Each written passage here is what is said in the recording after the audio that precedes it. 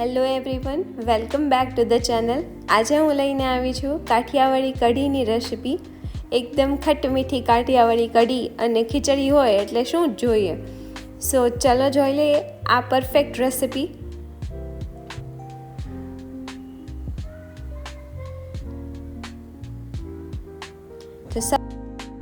તો સૌ પ્રથમ આપણે એક અધકચરી પેસ્ટ બનાવવાની છે. તો એના માટે આપણે 4 થી 5 લસણની કળી, એક નાનો અડદનો ટુકડો, 4-5 મીઠા પાન લીમડાના અને એક નાનો ટુકડો મરચાંનો લઈ લેશું અને આને પ્રોપરલી આપણે મેશ કરી લેશું. આને મિક્સરમાં પેસ્ટ બનાવવાની નથી, એનો ટેસ્ટ આમાં જ આવે છે. સો ખાંડણી દસ્તાથી પ્રોપરલી પેસ્ટ બનાવી લેશું આની.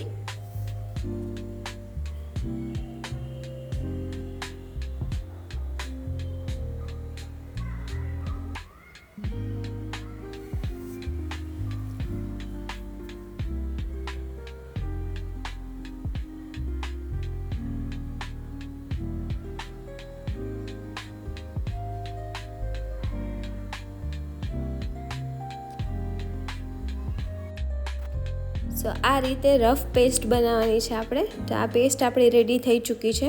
હવે આને આપણે સાઈડમાં મૂકી દઈએ અને એક વેસલમાં આપણે 1 બાઉલ જેટલી ખાટી છાશ લેવાની છે.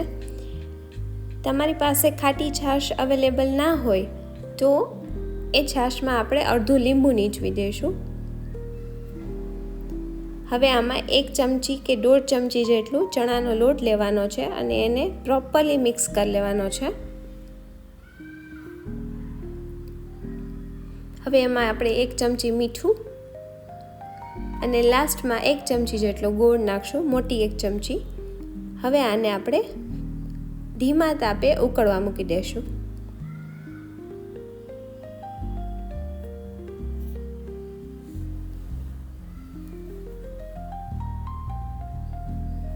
હવે આપણે એનો વઘાર પ્રિપેર કરી લઈએ. એક વઘારિયામાં 1 પાવરું જેટલું તેલ નાખશું. હવે એમાં 1 ચમચી જેટલી રાઈ,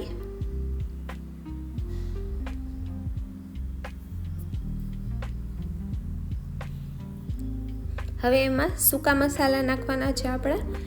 2 થી 3 સૂકા લાલ મરચાં, 2 તમાલપત્ર, 2 તજ, 2 થી 3 લવિંગ અને 1 કોકમ નાખવાનો છે જેથી ખટાશ આવે કઢીમાં.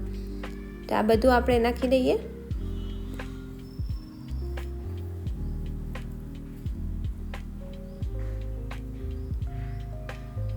હવે એમાં આપણે મરચી જે છે એને સ્પ્લિટ કરીને નાખી દઈશું અને 4 થી 5 કરી પત્તા નાખી દઈશું.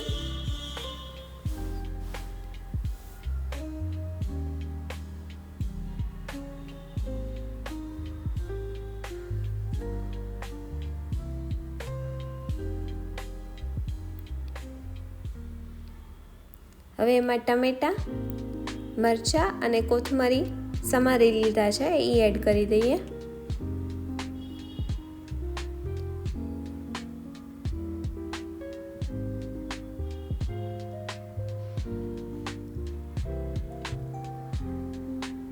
અડધી ચમચી હિંગ એડ કરશું અને પ્રોપરલી મિક્સ કરી દઈએ.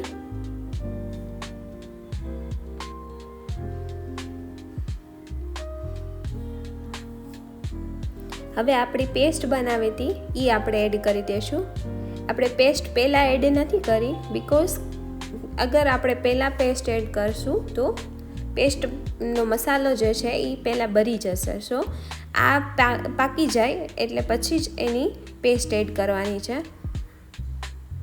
આ રીતે આપણે એની પેસ્ટ એડ કરી અને પ્રોપરલી પછી સોતળવા દેશું.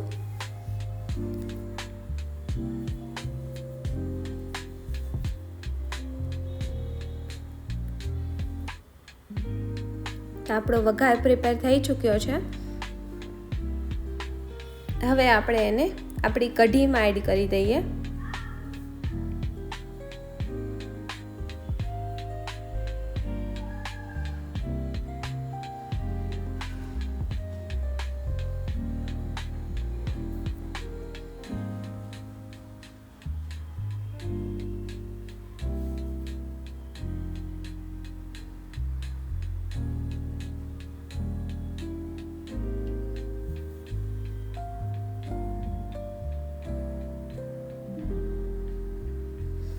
હવે આને આપણે પ્રોપરલી ઉકળવા દેશું.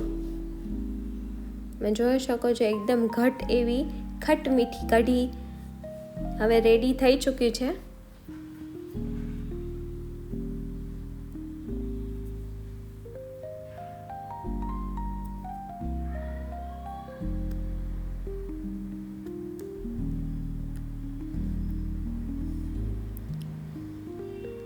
તમે પણ આ રેસીપી ઘરે ટ્રાય કરો and let me no in comment section કે તમને આ કઢીની રેસીપી કેવી લાગી.